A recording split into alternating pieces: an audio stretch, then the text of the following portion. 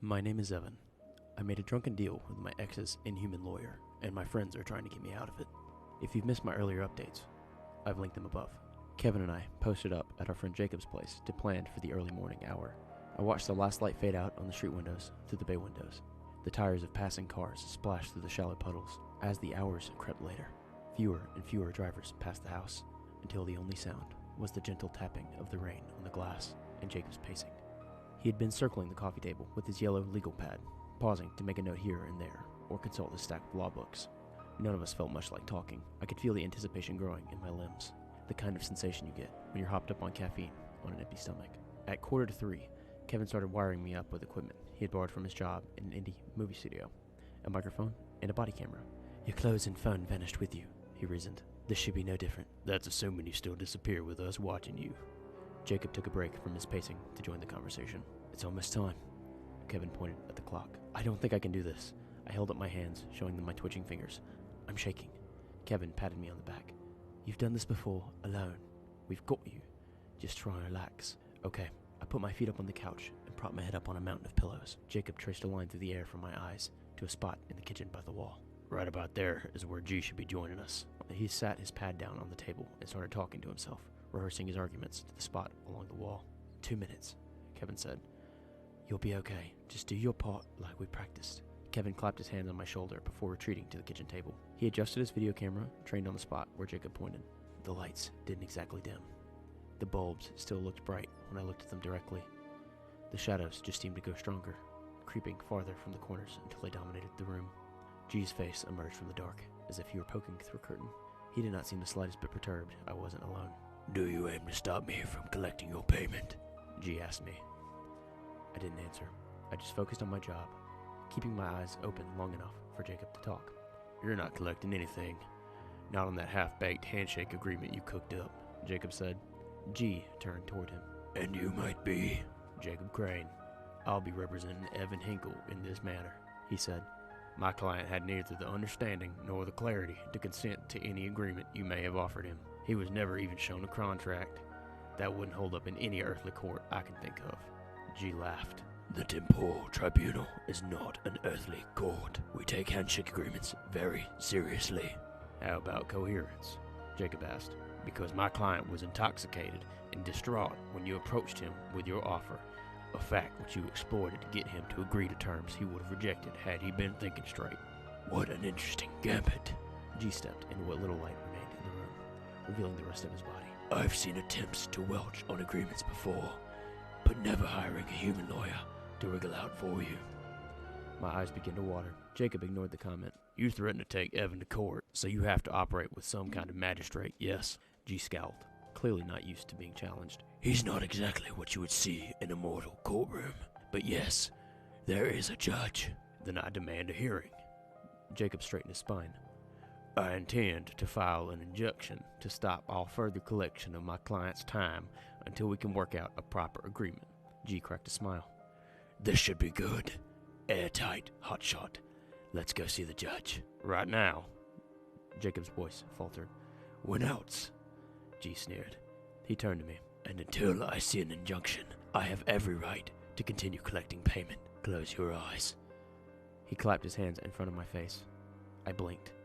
G and Jacob were both gone. Golden, early morning light filtered in through the window. Kevin paced around the kitchen table. He jumped in surprise when he saw me. "You're back!" He rushed across the room and removed the camera and microphone rig from my chest. I looked around. "Where's Jacob?" "He disappeared too. Vanished when G did." "And he's still gone?" "Afraid so." Kevin crossed the room and plugged in the camera to his laptop. "Let's see what... Huh? Interesting." Despite my concern for Jacob, my curiosity got the best of me. I got up from the couch and pulled up a chair beside Kevin. He had a video window pulled on the screen. The clip was just black. "It didn't work?" "Oh, it worked. Just not the way we were expecting," he said. "The recording looks blank, but it's a little less than 3 hours long. Exactly how long I've been gone." "Bingo. It's also not silent. We got audio." Kevin unplugged his headphones and hit play. "I'm having a hard time describing exactly what I heard. I'd compare it to the ambient noise a radiator makes, steam passing through hollow steel.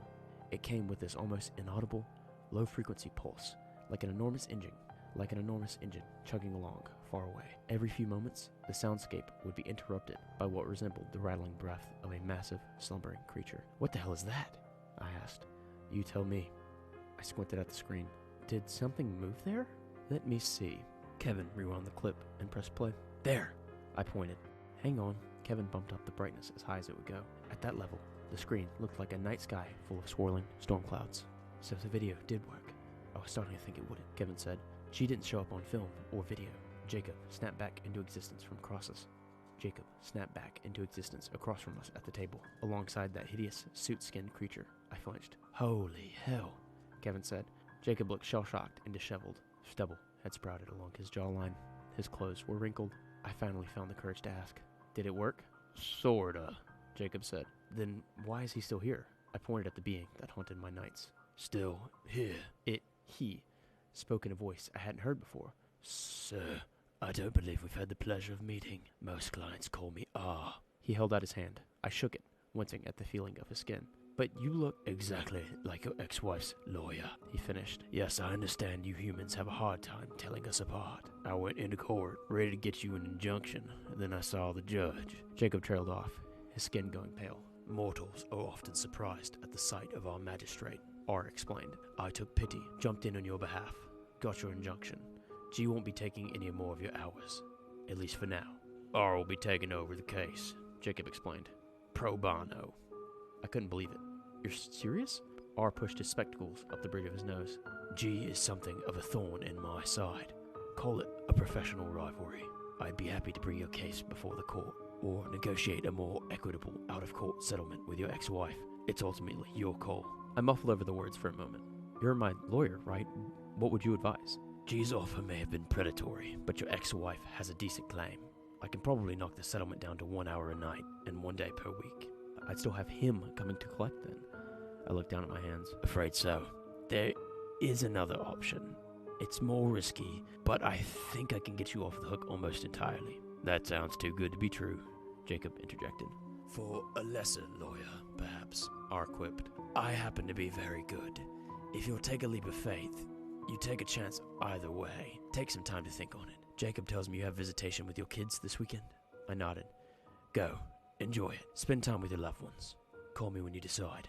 R handed me a business card. I ran my fingers over the embossed letters. Regak, Kuberi and Tet. Temporal Legal Services. Beneath the name was a number. You guys have cell phones? I looked up, and he was gone. My head is still spinning from all of this.